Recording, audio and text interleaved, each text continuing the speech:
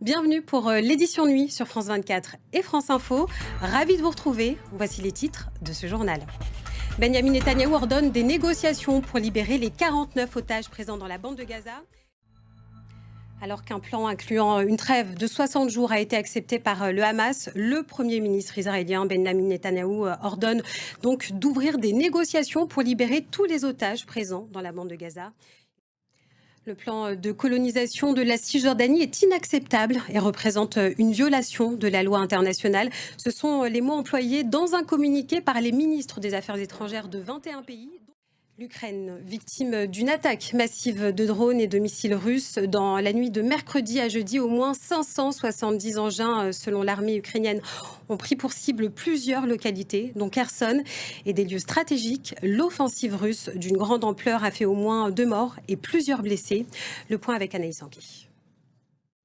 Le mystère pourrait-il être résolu dans l'affaire Nord Stream? Souvenez-vous, il y a près de 3 ans, un gazoduc russe avait été saboté en mer Baltique.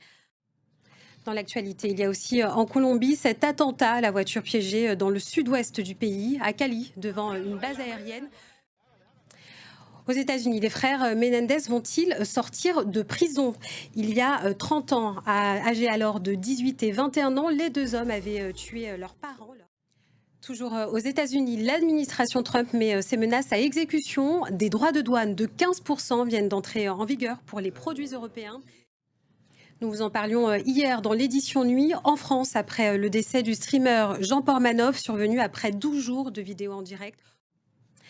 À présent, partons pour l'Égypte, à la découverte d'une cité engloutie au large d'Alexandrie. Un trésor retrouvé grâce à des plongeurs. La cité aurait été submergée après une série de séismes et la montée des eaux. Anna Pereira.